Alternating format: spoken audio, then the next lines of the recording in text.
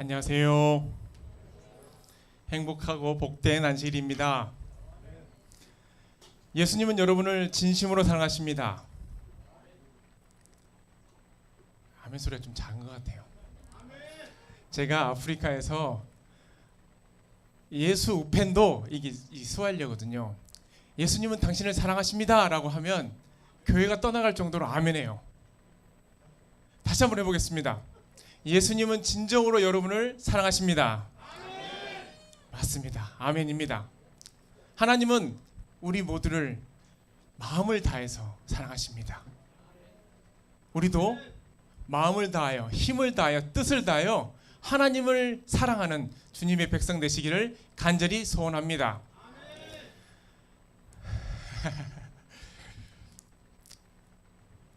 안식일이 참 기쁜 이유가 뭘까요?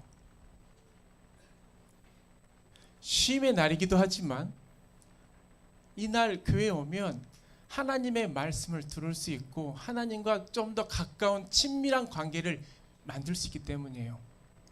이 날에 하나님께서는 특별하게 말씀하셨어요. 이 날은 내가 지정하고 거룩한 날이라고 말씀하셨어요. 이 거룩한 날, 하나님의 축복을 마음껏 정말 갖고 누리는 우리 모든 우리 서귀포교회 성도님들 되시길 간절히 바랍니다. 오늘은 누가복음 15장 1절에서 7절에 있는 말씀을 가지고 잃어버린 양에 대해 이야기를 나누어 보려고 합니다. 오늘의 말씀은 잃어버린 양과 관련된 말씀이에요. 우리 한번 성경 말씀 좀 장로님 여기 좀 PPT 좀 넘겨주시겠습니까?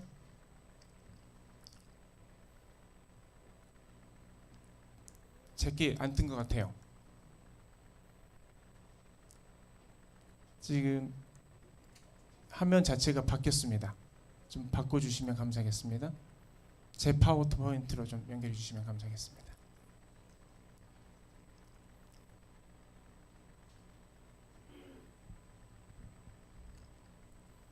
누가복음 15장에 있는 말씀을 다 같이 펴보도록 할게요. 우선 뜨네요.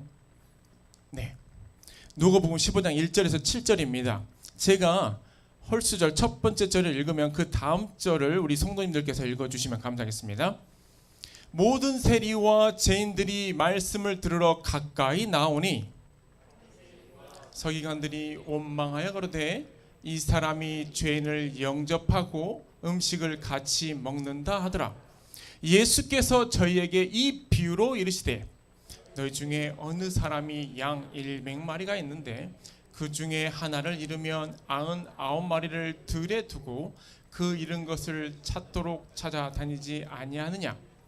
또 찾은즉 즐거워 어깨에 메고 집에 와서 그 벗과 이웃을 불러 모으고 말하되 나와 함께 즐기자. 나의 잃은 양을 찾았노라 하리라. 내가 너에게 이르노니 이와 같이 죄인 하나가 회개하면 하늘에서는 회개할 것 없는 의인 99을 인하여 기뻐하는 것보다 더하리라.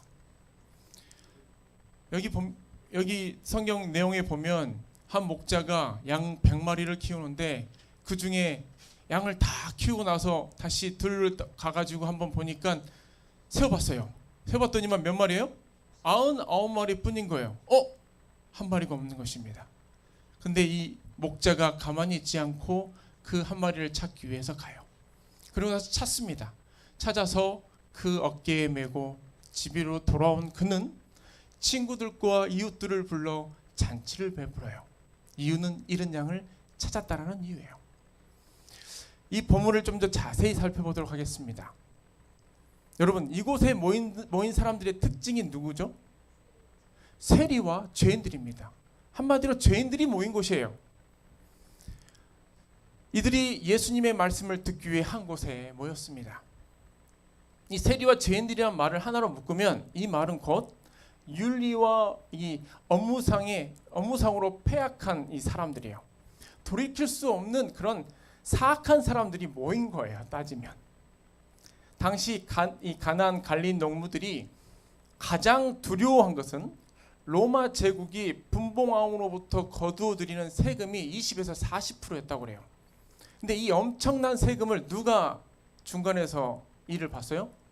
세리가 그 일을 봤어요. 그러다 보니까 이 세리를 보는 것 자체가 두려운 대상이었고 또 저주의 대상이었습니다. 또한 당시에 이 당나귀 몰입꾼, 목동, 행상, 또 그리고 창녀, 또 부정직과 이 부도덕한 이 직군의 사람들을 죄인 취급했어요. 그렇기 때문에 이들에게는 시민의 권리, 또 공민권이 주어지지 않았고요. 공직에도 나아갈 수도 없었고요. 또 이 법정에 증인으로 설 수도 없었어요. 너무나 큰 죄인이 취급받았기 때문이죠. 요한복음 9장에 또 다른 죄인이 등장해요. 이러므로 그 부모가 말하기를 저가 장성하였으니 저에게 물어보시오 하였더라. 이에 저희가 소경되었던 사람을 두 번째 불러 이르되 너는 영광을 하나님께 돌리라. 우리는 저 사람이 죄인인 줄 아노라. 대답하되 그가 죄인인지 내가 알지 못하나 한 가지 아는 것은 내가 소경으로 있다가 지금 보는 이것이니이다. 지금 보시는 이 성경 말씀처럼 한 소경이 예수님께 나와요. 태어날 때부터 소경이었던 한 이 사람입니다. 근데 그가 했던 일들은 평생 구걸하며 사는 것이었어요. 그때 예수님께서 그를 만나게 되죠. 예수님은 그의 연약함을 보시고 가까이 다가가셔서 그 눈에 진흙을 발라서 눈을 뜨게 해주십니다. 한 번도 보지 못한 세상을 그는 보게 되죠. 그때 어떤 사람이 이 소경이었던 이 사람을 데리고 바리새인들에게 끌고 갑니다. 그들은 이 소경을 치료하신 예수님을 죄인 취급해요. 왜냐하면 안식일에 그러한 일을 했다는 이유죠. 또 눈이 회복되어 건강해진 이 소경도 바리새인들은 뭐라고 그래요? 죄인이라고 얘기합니다. 이유는 전에 너가 장애인이었으니까 라는 겁니다. 그러나 예수님께서는 죄인들을 당신께로 이끌어 새 삶을 열게 하셨어요. 그분은 병자를 구원하시기 위해 이 땅에 오셨기 때문이죠. 사실 제가 의인이 아니고 죄인이라 참 감사해요. 이유는 예수님께로 나아갈 수 있으니까요. 저 같은 죄인도 주님께서 가까이 오시고 저 같은 죄인도 사랑해 주시니 얼마나 큰 감사를 드리는지 모릅니다. 이제 예수께서 모든 죄인들을 불러 모으시고 잃은 양의 비유를 말씀해 주십니다. 사실 예수님께서는 이 바리새인들과 서기관들도 마찬가지로 세리와 죄인들과 같은 이 잃어버린 영혼들이었어요. 예수님 보시기에는 바리새인이나 세리나 다 똑같은 죄인이었다는 거죠. 잃어버린 영혼들이었습니다. 지금 저희 모두가 주님 앞에 이렇게 나와 있듯이 당시 모든 세리와 죄인들이 예수님 앞에 말씀을 듣기 위해 나왔습니다. 그 이유는 죄된 자신이 주님 안에서 구원함을 받고자 하는 딱 한 가지의 이유였던 것이죠. 선지자의 글에 의하면 이렇습니다.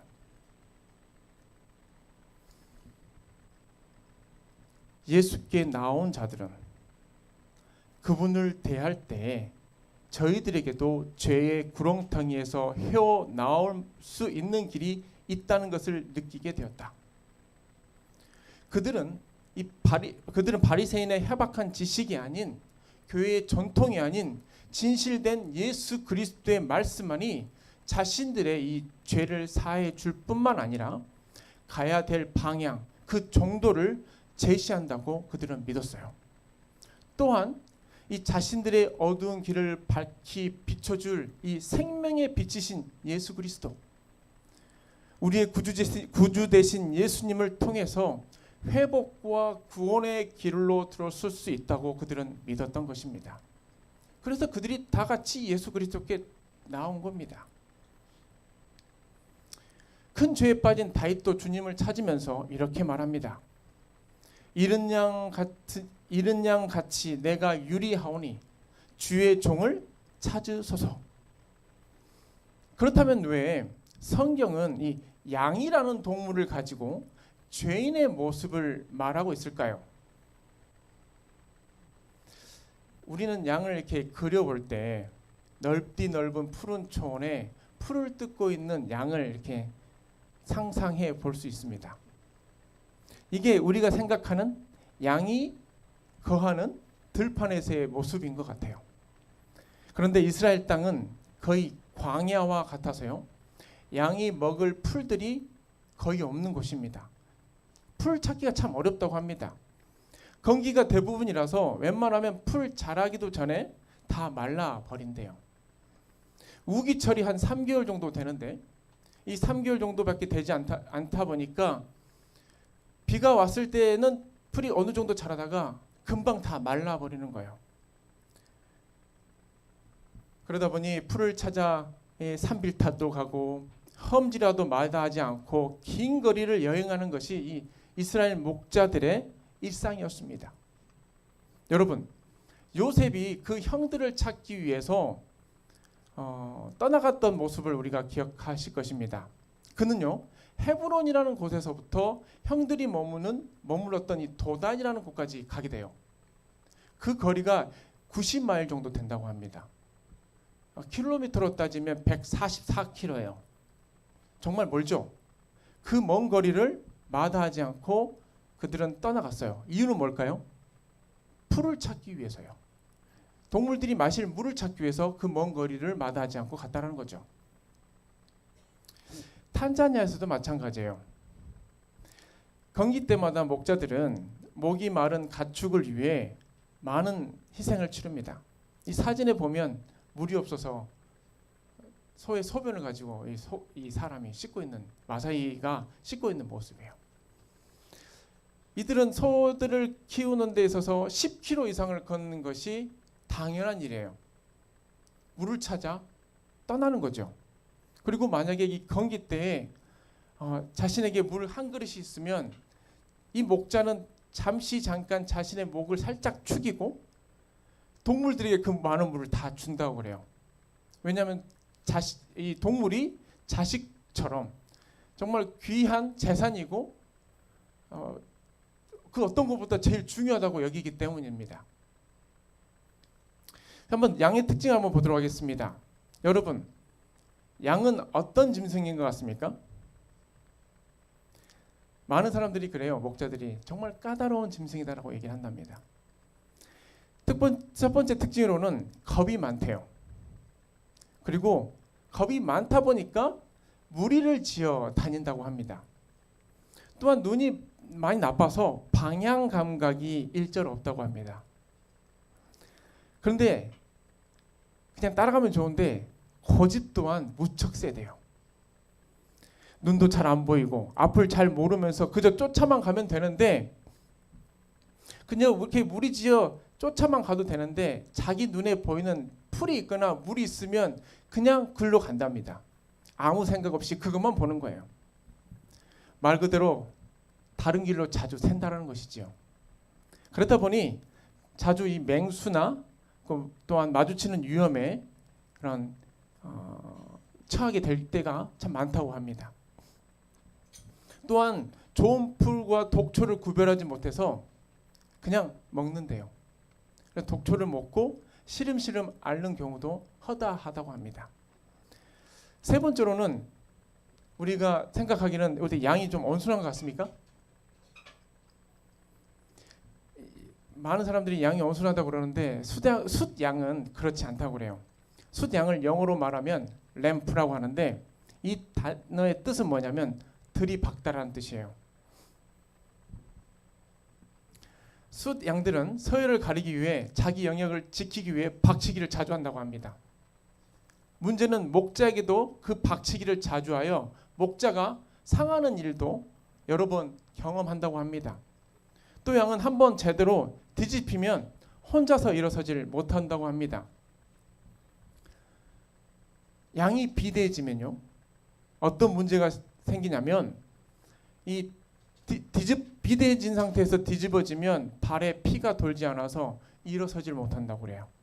그리고 내장 운동이 제대로 활발히 일어나지 않아서 가스가 생기고 그로 인해서 정말 많은 고생을 한다고 합니다. 이런 모든 특징들을 살펴보았을 때 어때요? 양 키우기 쉽습니까? 어렵습니까? 어렵죠. 말 그대로 이 목자가 없이는 양들이 살아갈 수 없다라는 거예요. 이런 양들을 돌보기에 목자는 온갖 희생을 마다하지 않고 일을 합니다.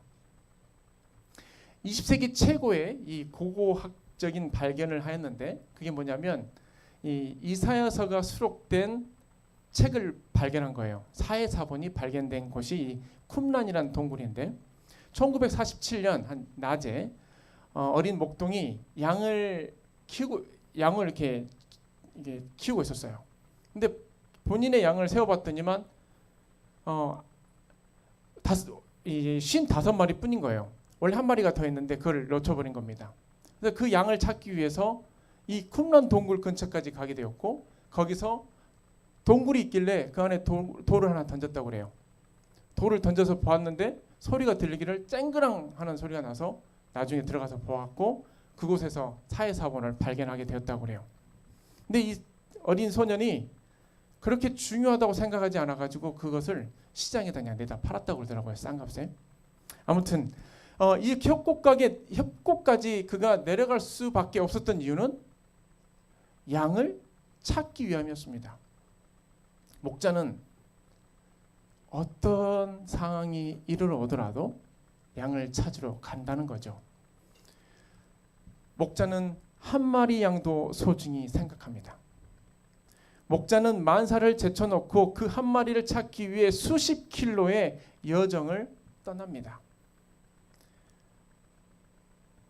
양이 없으면 목자는 불안해요. 시력이 특별히 나쁜 양은 길을 잃으면 바위나 이 덤불 사이에 주저앉고 거기서 울기 시작한다고 그래요. 양은 스스로 제 주인을 찾을 수 없고 그러기에 울기 시작하면 할수록 들짐승들이 그 소리를 듣는데요. 그러면 들짐승들이 그 소리를 듣고 그 양을 잡아먹기도 한다고 그래요. 이 광야 위험한 지형과 양의 이러한 상황을 잘 아는 목자는 그렇기에 즉시 그 양을 찾기 위해서 찾아가는 거예요. 그곳이 어디든 찾아가는 것입니다. 오늘 본문의 말씀에는 양 99마리를 들에 두고 한 마리를 찾기 위해서 목자가 떠나가요. 근데 한번 생각해 보았습니다. 그렇다면 이 99마리의 양은 어떻게 되는 것일까? 여기서 잠시 생각해 보기를 이 99마리는 들에 있어도 괜찮을까요? 위험하죠. 어떻게 보면. 근데 잠시 생각해 보면서 이 문제의 한 마리를 생각해 보면 99마리 또한 똑같은 경험을 하지 않았을까 하는 생각이 들었어요. 다시 말하자면 이 99마리 역시 목자를 눈 앞에서 놓치고 다른 방향으로 갔던 경험이 있던 그런 양들이었을 것이라는 거죠. 길을 잃고 헤매던 자신을 품어준 목자를 이미 경험했기 때문에 비록 목자가 시야에서 사라지더라도 문제가 되지 않았던 것입니다. 목자에 대한 신뢰가 있었기에 목자가 오기까지를 기다릴 수 있었던 것입니다. 이 무리의 양들은 이미 많은 축복을 경험한 상태라는 것이지요. 그러나 어디론가 떠나갔을 그 어린 양은 달랐어요. 이 양은 제 갓길로 갔고 또 자신의 힘으로는 도무지 목자를 찾을 수 없는 상황에 이르렀어요. 하나님을 떠나 방황하는 자들이 가련한 이유는 마치 길 잃은 양과 같기 때문입니다. 하나님의 사랑이 그를 구하러 가지 아니하면 그는 하나님께로 돌아오는 길을 결코 찾을 수 없습니다. 우리는 가련한 양이죠. 하나님의 사랑이 우리를 구하러 오지 않으시면 하나님께로 돌아가는 길을 결코 우리가 찾을 수 없어요. 제가 여기서 하나님의 사랑이라고 표현을 했는데 하나님께서 친히 하실 수 있어요. 직접 우리를 다 필요한 사람들에게 찾을 수 있습니다. 근데 하나님의 사랑이 그 역할을 할 수 있다라고 저는 표현을 하고 있습니다. 하나님의 사랑은 이미 그 경험을 아는 자들이 나누는 거예요. 우리는 하나님의 사랑을 아는 자들이죠. 이미 하나님의 사랑을 경험한 사람들이란 것입니다. 그러니 주변에 가련한 영혼들이 있다면, 가련한 양들이 있다면 여러분, 하나님의 이 놀라운 사랑을 가지고 그들에게 다가가시길 간절히 바랍니다. 지난 2주 동안 우리 서귀포 교회 우리 장로님들과 집사님들과 함께 가련한 영혼들을 봉사하시고 돌보시는 그런 가정들을 보았고, 또 함께 그 집집을 방문했습니다. 그 가운데 제가 깨달은 것은 우리 모든 성도님들이 하나님께로부터 배운 그 아름다운 사랑을 가지고 날마다 이웃들에게 전파하고 있다라는 것이었어요. 여러분, 진심으로 감사를 드립니다. 그러한 마음이 날마다 지속되기를 기도하겠습니다. 이 잃어버린 양의 비유에서 하나 짚고 넘어가야 할 것은 바로 결과예요. 이 비유 어디에도 목자가 이 잃어버린 양을 못 찾았다라는 말이 기록되어 있지 않아요. 이 양이 산비탈이든 낭떠러지든 가시덤불 속이든 어떠한 어려운 상황에 있다 하더라도 목자는 그 음성을 식별하고 그곳이 어디든지 상관없이 친히 찾아가신다는 것입니다. 그리고 결국 그 양을 찾았을 때 혼을 내지 않으세요. 너 왜 딴 데로 눈을 팔아서 이쪽으로 왔니라고 혼내지 않으시고 도리어 상처가 있는 부위를 어루만져 주시고 다독여 주시고 그 품에 안아 주시며 또한 자신의 목 위에다 이렇게 들쳐매고 오신다는 것입니다. 이 비유는 실패가 없는 결과를 보여주고 있습니다. 우리 주님께서는 주님께 울부짖는 이 가련한 영혼들을 들으시고 살피시고 반드시 찾아 그 품에 안아 주신다는 결론입니다. 여러분들 믿으십니까? 단 한 마리일지라도 세상 사람들이 관심을 갖지 않는 그런 이 미미한 존재일지라도 하나님께서는 그 한 영혼을 가엾게 여기시고 못 본 채 아니하시고 반드시 당신의 품으로 올 수 있도록 이끄신다는 것입니다. 우리 사랑하는 성도님들이시여, 여러분 중에 길을 잃거나 또 악한 일에 빠져 헤어나오는 일이 지금 있다면 용기 잃지 마시고 우리 주님께 나아오시기 간절히 바랍니다. 하나님께서는 우리를 구원하시기 위해 먼저 길을 나서서 그곳에 찾아가셔서 우리를 붙들어 주십니다. 하나님을 부르는 우리의 간절한 음성, 아니 차마 고개를 들지 못한 채 가녀리게 이 신음하는 그 신음소리조차도 하나님은 듣고 바로 반응하셔요. 그리고 따뜻한 품으로 안아주십니다. 여러분을 기다리고 계시고 여러분의 삶을 주장하기를 원하시는 우리 아버지께 모든 것을 드리고 영광을 높이 하나님께 드리는 저희 모두가 되기를 간절히 소망합니다. 이 비유에는 또한 참된 회개의 말씀이 담겨져 있습니다. 당시 유대인들은 이 하나님의 사랑이 죄인에게 베풀어지기 전에 먼저 회개하지 않으면 안 된다고 가르쳤어요. 이 관점에서 볼 때 회개는 사람이 하늘의 은총을 얻는 하나의 행위였다는 거죠. 하늘의 축복을 받기 위해서는 먼저 회개가 먼저 이루어져야 된다라고 그들은 가르쳤다는 거예요. 누가복음 15장 2절에 보면 이 사람이 죄인을 영접한다라고 바리새인들이 부르짖는 것을 보면 똑같은 그 맥락을 가지고 있는 것을 우리가 볼 수 있습니다. 그들의 논리는 그리스도는 회개한 사람이니까 회개한 사람을 영접하는 게 맞다라고 그들은 보고 있는 거고, 어떻게 회개한 자가 회개하지 않은 자를 영접할 수 있느냐라고 그들은 말하고 있는 거예요. 그러면서 그들이 말하기를 이것이 큰 문제로다라고 그들은 그렇게 큰 소리로 외쳤어요. 참으로 인본주의적인 논리입니다. 따라서 예수님께서는 이 유대인들에게 확실한 회개의 순서를 가르치고자 하셨습니다. 그래서 이 비유를 들려주신 거예요. 선지자의 글에 보면 이렇게 말합니다. 구원은 우리가 하나님을 찾아감으로 얻는 것이 아니라 하나님이 우리를 찾아오심으로써 얻는 것이라는 점이다. 구원은 하나님이 우리를 찾아오심으로써 얻는 거예요. 회개도 마찬가지입니다. 하나님께서 우리들을 사랑하시도록 하기 위해 우리가 회개하는 것이 아니고 우리로 회개하도록 하시기 위해 우리를 사랑으로 이끄신다는 거예요. 전에 제가 이 성령의 그릇에 대해서 말씀을 드린 적이 있습니다. 그릇을 살피는 데 있어서 그릇 안에 이물질이 있는데 그것을 보는 것은 나 스스로가 할 수 있는 것이 아니고 하나님의 은혜로 된다는 거예요. 우리는 정말 죄인 중에 죄인이기 때문에 내가 가지고 있는 이 그릇 안에 있는 이 이물질이 죄인지도 몰라요. 그게 흠인지도 모릅니다.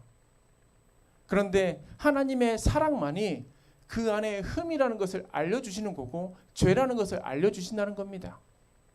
정말 회개에 이르도록 오래 참음과 변함없는 사랑으로 우리들을 이끌어 가시는 분이 바로 예수님이시라는 것입니다. 이렇게 회개에 이르는 자녀들을 보며 하나님은 하늘에서 정말 기뻐하신다고 말씀하셨어요. 누가복음 15장 7절입니다. 다 같이 한번 읽어보도록 하겠습니다. 시작. 내가 너희에게 이르노니 이와 같이 죄인 하나가 회개하면 하늘에서는 회개할 것 없는 의인 99을 인하여 기뻐하는 것보다 더하리라. 아멘. 이 말씀처럼 회개할 것 없는 99보다 죄인 하나가 회개하면 그로 인한 그 기쁨이 배가 된다고 말씀하고 있습니다.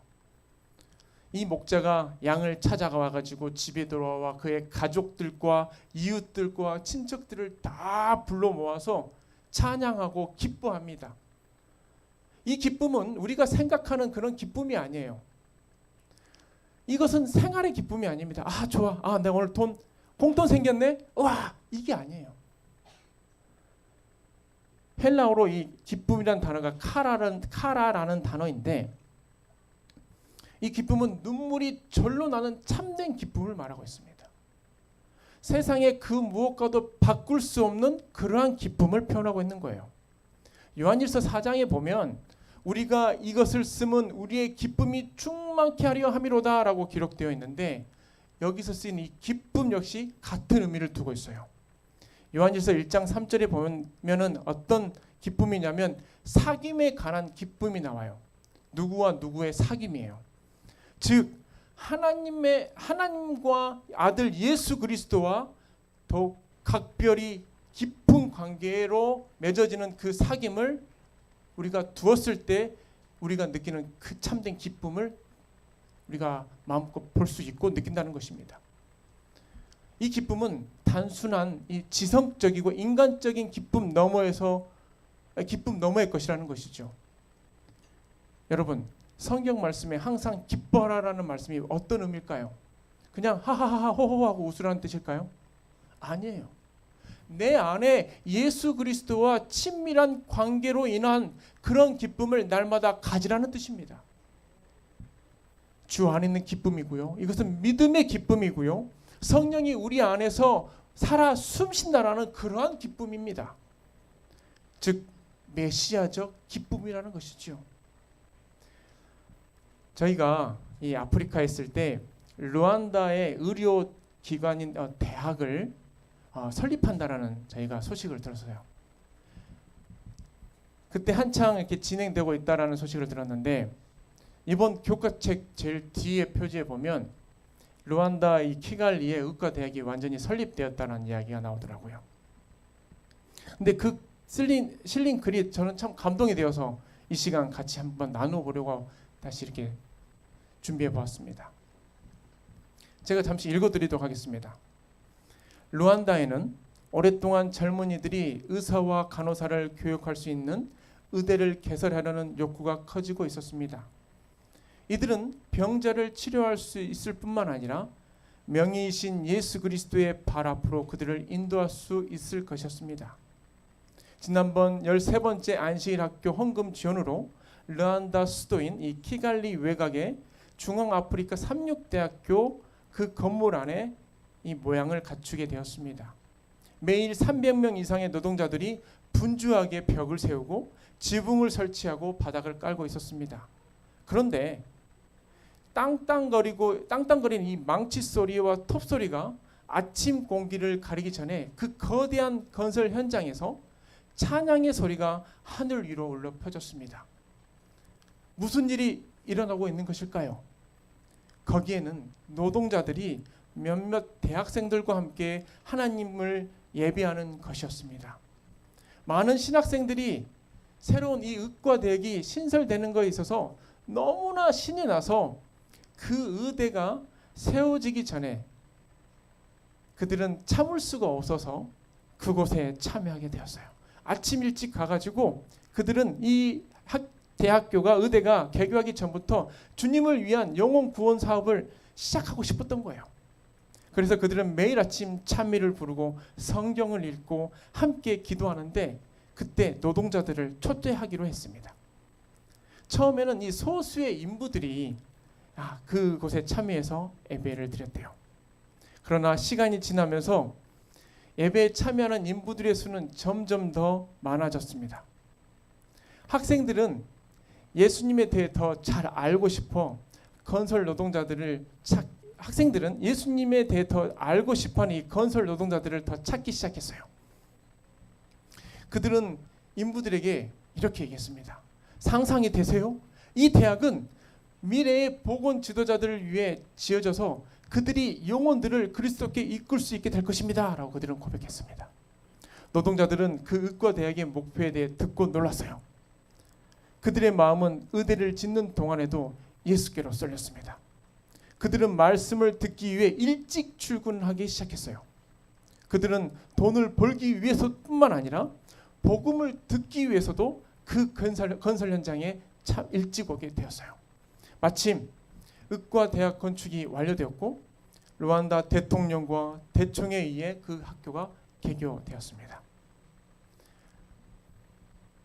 아침 예배에 참석했던 18명의 여성과 9명의 남성이 주님을 위해 살기로 결심하게 되었습니다. 이 의과대학에서 공부할 학생들도 정말 도착하지 않았는데도 영혼이 준비되어서 하나님을 개인의 구주로 영접한 거예요. 이 캠퍼스에서 젊은이들의 정신을 봉사의 삶으로 훈련시키기 위해 전 세계에서 교사들이 오고 있다고 합니다. 여러분이 드려지는 13기의 마지막 헌금 또한 이곳에 쓰여진다고 합니다. 여러분, 이러한 영혼들이 주님께 나오는 것을 볼 때 여러분 어때요? 기쁘십니까? 기쁩니다. 얼마나 우리의 마음이 즐거운지 몰라요. 제가 이 글을 보는데 너무 마음이 뜨겁더라고요. 여러분, 이 즐거운 잔치에 동참하지 않으시겠습니까? 주님은 우리를 이 기쁨의 잔치에 초청하십니다.